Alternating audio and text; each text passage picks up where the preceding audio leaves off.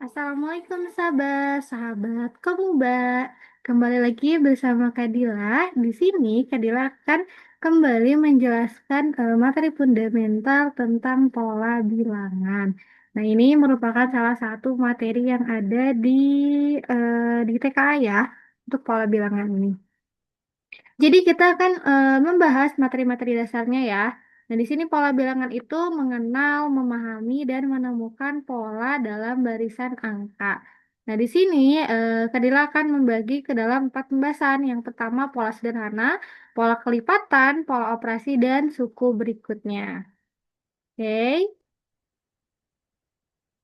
Nah, pola bilangan itu apa sih? Pola bilangan itu adalah susunan angka yang mengikuti aturan tertentu sehingga membentuk barisan yang teratur atau membentuk urutan yang teratur.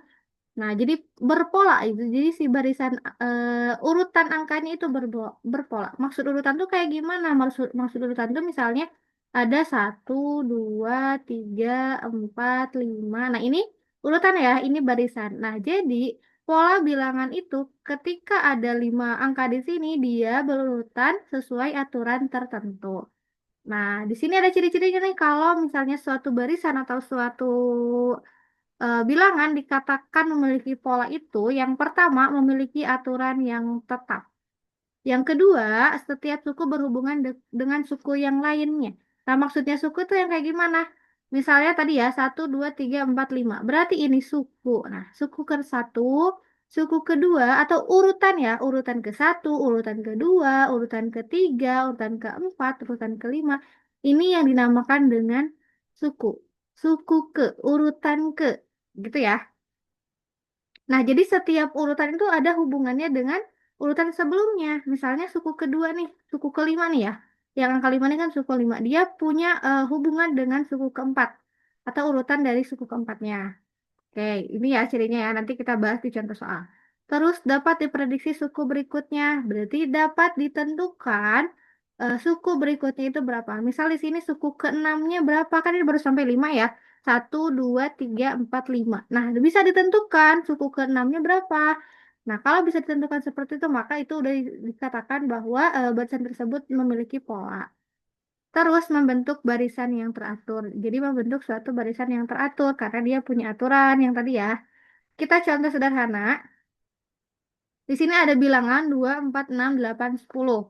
Nah, ini aturannya pola tambah 2. Artinya setiap suku itu pasti ditambah 2. Maksudnya gimana? Ini suku ke satu ya 2, suku kedua, suku ketiga, suku keempat, suku kelima.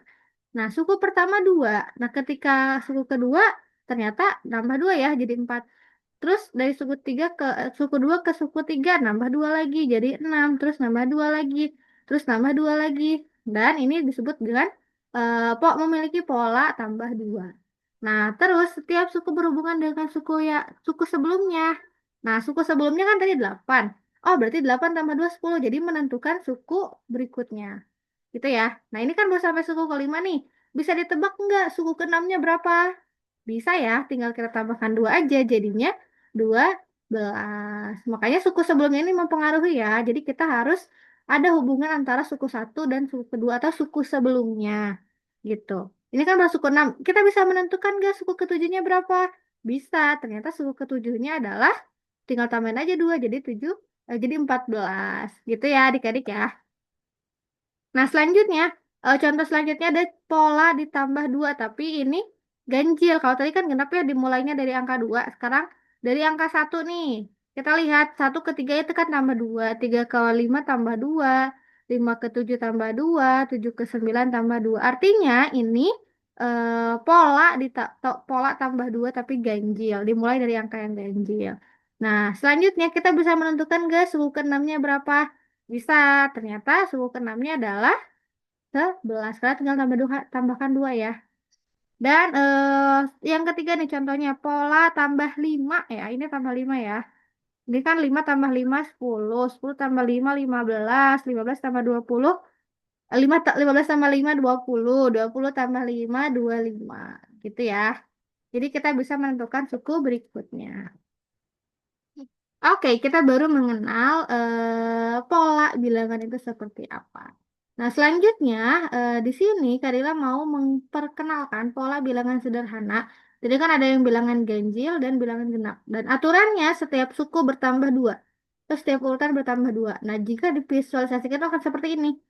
Satu tambah dua tiga, tiga tambah dua lima, lima tambah dua tujuh, tujuh tambah dua sembilan. Nah, ini yang genapnya ya.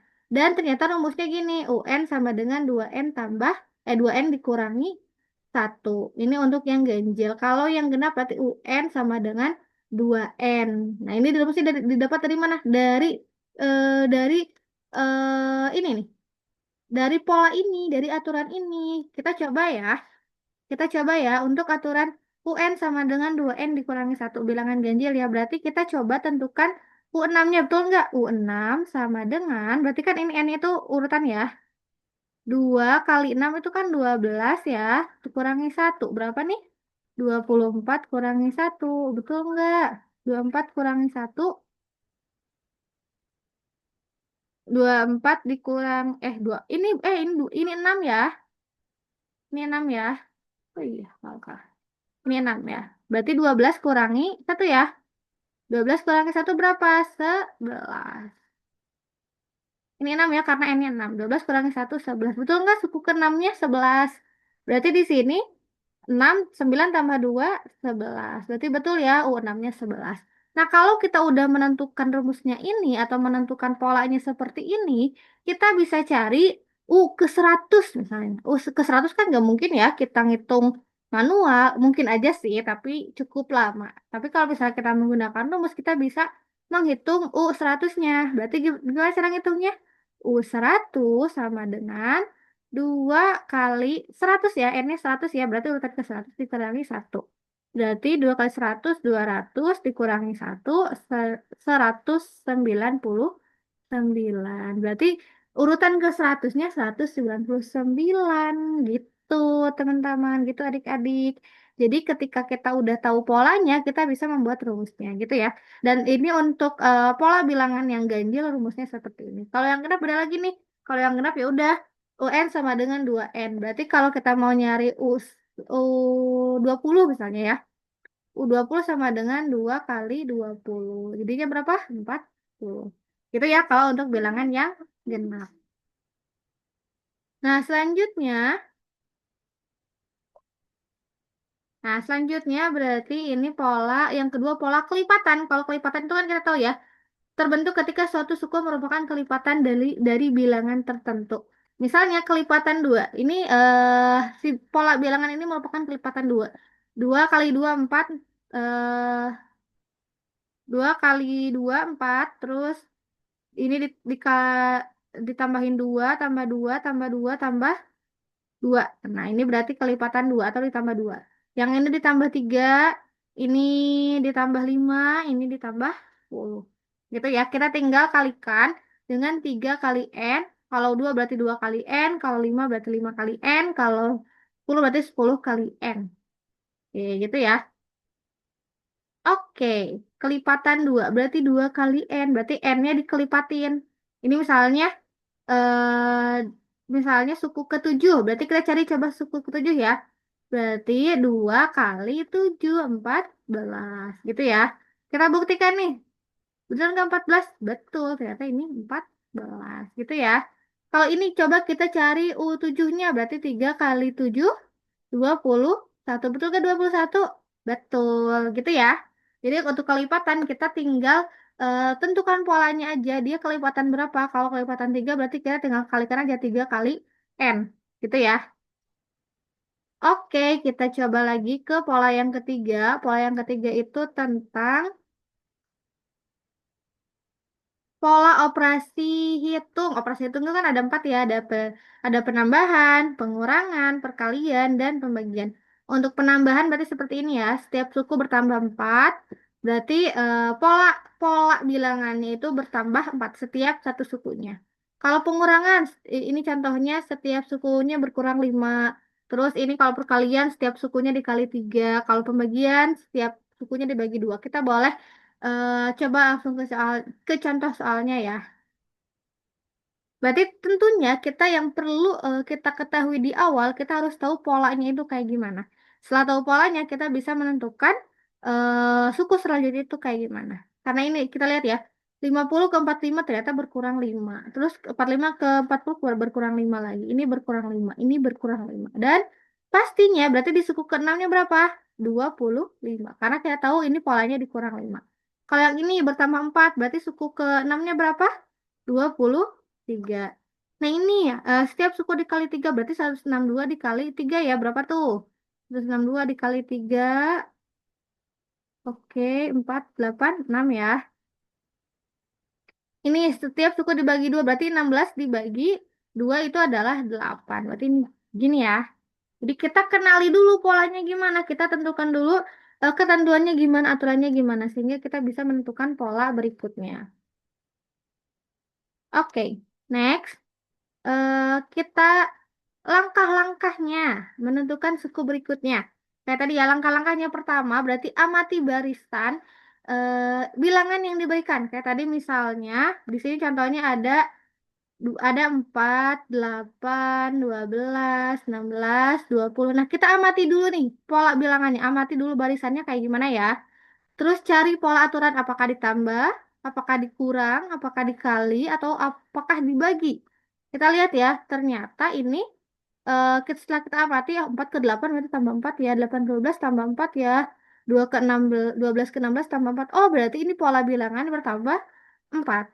Nah, tentukan beda atau rasio antar suku. Ini nih, rasio atau beda tuh ini ya.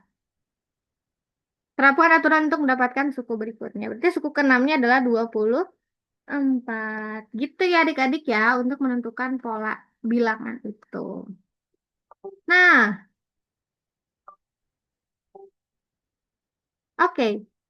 Nah, di sini ada contoh soalnya ya. Boleh adik-adik diperhatikan dan nanti boleh dikerjakan ya, dicoba dulu.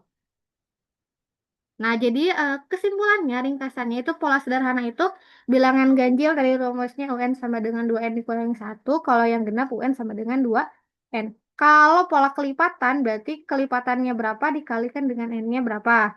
Kalau operasi itu berarti kita tentukan dulu operasinya, penjumlahan, pengurangan, kali atau bagi. Dan untuk suku berikutnya tadi langkahnya yang pertama apa? Amati, temukan aturan, terapkan, dan tentukan sukunya. Nah, di sini Kadila punya 5 soal. Boleh ya sama adik-adik latihan ini dikerjakan dan dikumpulkan ke mentornya masing-masing. Oke, terima kasih adik-adik. Kita ketemu lagi di video fundamental berikutnya. Daripada dicukupkan, wassalamualaikum warahmatullahi wabarakatuh.